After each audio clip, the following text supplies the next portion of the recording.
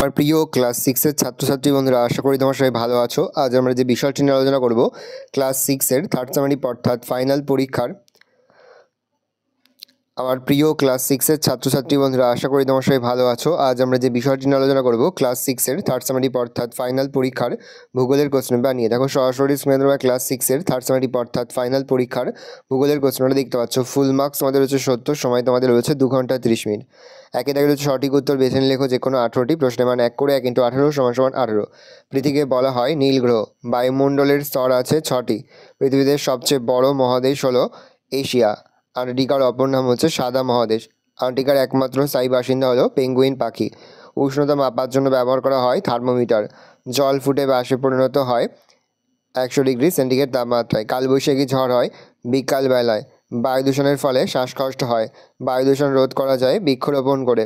হাঁচি বা কাশির সময় সবসময় রুমাল চাপা দেবে মুখে। শব্দ দূষণের প্রভাব অনেক বেশি হয় শহরে। শব্দের তীব্রতা পরিমাপ করার যন্ত্র হচ্ছে ডেসিবেল মিটার।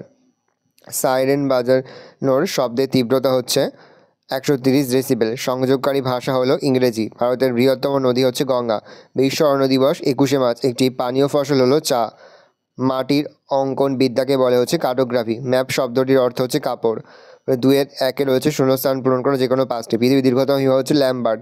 0 ডিগ্রি সেন্টিগ্রেড উষ্ণতায় জল ড্যাশ পরিণত হয় বরফে। পৃথিবীর পূর্ব হাইবেন পশ্চিমে যে রেখাগুলি হলো পূর্ণবৃত্ত অক্ষ। পৃথিবীর পূর্ব হাইবেন পশ্চিমে ড্যাশ রেখাগুলি হলো পূর্ণবৃত্ত, অক্ষ রেখাগুলি পূর্ণবৃত্ত। মালাবার উপকূলের ড্যাশগুলিকে কয়েল বলে উৎসর্গ হ্রদ। সাইন বৃষ্টিপাতযুক্ত রেখাকে ড্যাশ রেখা বলে উৎসবের সমবর্ষণ রেখা। শব্দের তীব্রতা মাপার একক হচ্ছে ড্যাশ উত্তরে ডেসিবেল। মানচিত্র অঙ্কন বিদ্যাকে ড্যাশ বলে উত্তরে কার্টোগ্রাফি। 2-1 গঙ্গা নদীর কোন শাখা বাংলাদেশের ওপর দিয়ে প্রবাহিত হচ্ছে ভাগীরথী। লাক্ষাদ্বীপ গড়ে উঠেছে কোন সাগরে আরব সাগরে। তিব্বতে ব্রহ্মপুত্র নদ কি নামে পরিচিত হতে সাংপো নদী নামে পরিচিত। রং থেকে নির্গত কোন গ্যাস ওজোন স্তরকে ক্ষয় করছে সিএফসি। পৃথিবীর সর্বোচ্চ পর্বতশৃঙ্গের নাম কি মাউন্ট এভারেস্ট। কোন রেখাকে মহাবৃত্ত বলে নিরক্ষরেখাকে। শব্দের তীব্রতা মাপার একটি এককের নাম ডেসিবেল মিটার। ভারতের পশ্চিমে মরু অঞ্চলে একটি নদীর নাম হচ্ছে লুনি নদী। আমাদের দেশের রাজধানীর নাম হচ্ছে নিউ দিল্লি। 2-3 নিচের বিবৃতিগুলি শুদ্ধ হলে শুদ্ধ, অশুদ্ধ হলে অশুদ্ধ লেখো যে কোনো 3টি। উচ্চ রক্তচাপ কমানোয় সিঙ্কোনা উত্তরে ভুল, তাহলে অশুদ্ধ লিখব।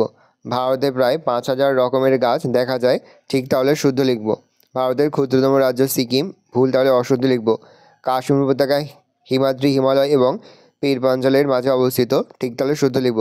কেরালার রাজ্যটি গম চাষের জন্য বিখ্যাত, ভুল, তাহলে অশুদ্ধ লিখব। তারপর হচ্ছে বাম দিকের সময় ডান দিক মেলাও, দেখে নাও। বায়ুর আর্দ্রতা হবে হাইগ্রোমিটার। ওজোন স্তরের অবক্ষয় হবে ক্লোরোফ্লোরোকার্বন। সাইরেন হবে 130 ডেসিবেল। আর দিক নির্ণায়ক যন্ত্র হচ্ছে কম্পাস। পরের দিনে দেখে কম বেশি 30 শব্দের মধ্যে উত্তর দাও যে কোনো 4টি প্রশ্নের মান 2 করে 2 × 4 = 8।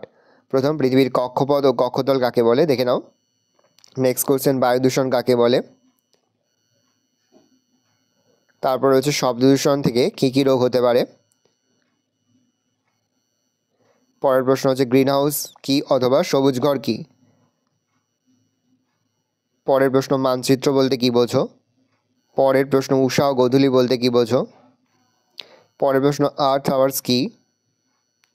পরের প্রশ্ন, ষাট সম্পর্কে লেখো। 4 দেখেছ অনধিক 50 শব্দে উত্তর দাও যে কোনো 4টি প্রশ্নের মান 3 করে 3 × 4 = 12। প্রথম, দ্রাঘিমা রেখার বৈশিষ্ট্যগুলো লেখো। ভেরি ভেরি ইম্পর্টেন্ট এবছরের জন্য, দেখে নাও ভালো করে। আস্তে স্ক্রল ডাউন করতে তোমরা কিন্তু অবশ্যই ভিডিওটা থামিয়ে বা স্ক্রিনশট নিয়ে কিন্তু সব উত্তর তোমার খাতে নোট ডাউন করে নেবে। পরের প্রশ্ন, স্থানীয় সময় ও প্রমাণ সময় কাকে বলে। ভেরি ভেরি ইম্পর্টেন্ট, ভালো করে দেখে নাও। তারপর হচ্ছে বায়ু দূষণ কীভাবে নিয়ন্ত্রণ করা যায়, এটিও কিন্তু মোস্ট ইম্পর্টেন্ট।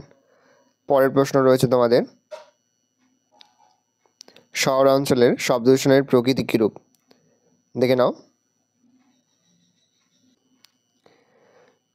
ভালো করে দেখে নাও। তারপরে দেখো ভারতকে নদীমাতৃক ও কৃষিভিত্তিক দেশ বলা হয় কেন, ভালো করে উত্তর দেখে নাও। আস্তে স্ক্রল ডাউন করছি। তারপর হচ্ছে ল্যাটেরাইট মৃত্তিকার বৈশিষ্ট্য উৎপন্ন ফসলের পরিচয় দাও, দেখে নাও। তারপর হচ্ছে 5 দাগে অনধিক 80 শব্দের মধ্যে উত্তর দাও যে কোনো 3টি প্রশ্নের মান 5 করে 5 × 3 = 15। ভারতের জলবায়ুতে মৌসুমী বায়ুর প্রভাব আলোচনা করো। বায়ু দূষণের কারণ ও ফলাফল আলোচনা করো। চিত্রসহ পৃথিবীর তাপমণ্ডলের বিবরণ দাও। ভারতের ধান চাষের অনুকূল প্রাকৃতিক পরিবেশের বিবরণ দাও। ভারতের উত্তরের নদী গঠিত সমভূমি অঞ্চলের সংক্ষিপ্ত বিবরণ দাও।